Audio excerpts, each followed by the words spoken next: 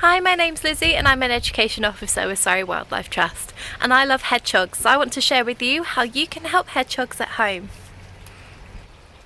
So the reason why we want to help hedgehogs is because their population is in decline. There's lots of reasons for this, but one of them is that we changed the way how we garden. So we now have a lot of slug pellets and pesticides used, which means there's just not enough food for hedgehogs. We also don't have our gardens as wild as they used to be, and that means there's not as much shelter anymore. And lastly, and probably the worst thing that we're doing, is that we're actually blocking access to our gardens so they can't get in. But there's lots of simple things that we can do to help. So the first thing we need to do is to make sure there's a hole in the fence for our hedgehogs to get through. The hole needs to be 13 centimetres tall and 13 centimetres wide. This is perfect for hedgehogs to slip through, but our pets can't. Remember to always ask your neighbours before you do this, and it also might encourage them to create a hole on the other side, creating a highway for hedgehogs.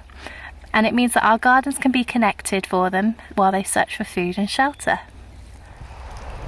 So once hedgehogs have access to our gardens, the next thing we need to think about is what food we can give them. Now naturally, hedgehogs are omnivores, which means they'll basically eat anything. It could be birds' eggs, small mammals, sometimes even mushrooms.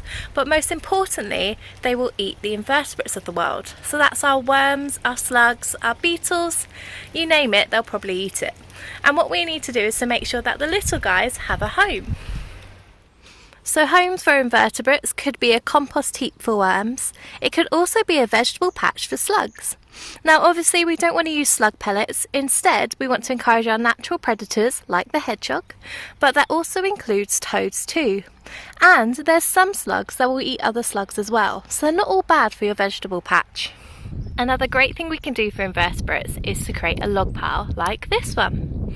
So you can make it with all sorts of sized wood that you've got lying around, put it in a shady spot in your garden, and you just let the creatures come to it. But better yet, why not put in a couple? And it doesn't just help invertebrates, it's also shelter for amphibians too. If you know you have hedgehogs, you can also feed them.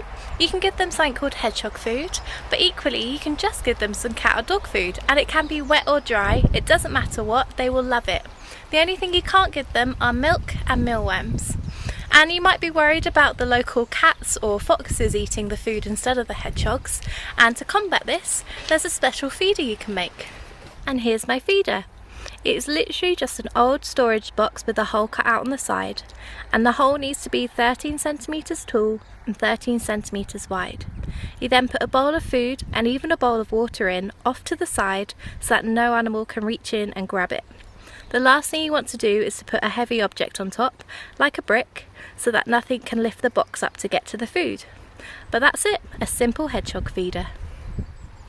So hedgehogs also need water, and it could be leaving that bowl of water under the feeder, but why not try a pond? They're incredible habitats for wildlife like newts and frogs, and even dragonflies will lay their eggs under the water.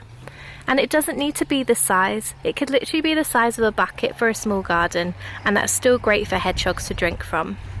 But it's important that we make our ponds safe for the wildlife. So hedgehogs, they can swim, but like us, they can't swim forever. And they encounter ponds that have steep edges and they can't climb out.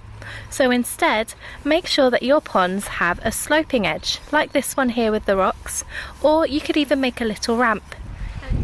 We also need to consider making sure there's shelter for hedgehogs. They'll naturally nest under hedges, under old sheds, in bonfire pits, compost heaps and leaf piles. So encourage these natural spaces if you can, even by just making sure there's a leaf pile in the autumn or creating a compost heap. You can even make a hedgehog home. They're normally made from wood and they consist of a chamber with a tunnel leading out. They're really fun to make, and there's some designs on the Surrey Wildlife Trust website, so have a look. Once you've got one, put it in the back of your garden where it's a bit shady and just leave it. It will take time for hedgehogs to use them, but a way to encourage the use of a hedgehog home is to make sure there's food sources and water nearby, and making sure there's bedding too, so that can be leaves or straw. If you leave a pile of them, then they're also a great way to see if the home's being used. If you can see that material has been dragged inside, then that's a key indicator that there could be a hedgehog sleeping there. So they're my tips on how you can help hedgehogs. Making sure that they have access is really important, but also making sure there's food, water and shelter available is key too. But don't forget to make sure our gardens are safe. If you do see a hedgehog in your garden, make sure to put it on our hedgehog hotspot map on the Surrey Wildlife Trust website, and you can see where other hedgehogs have been spotted near you too. If you do anything to help wildlife in your garden, check out our Wildlife Warriors map. There people put what they do to help wildlife with a picture, so you can take a look at what others are doing and you can put what you do too. But thank you guys for watching my video. I'm sure I'll see you soon. Bye!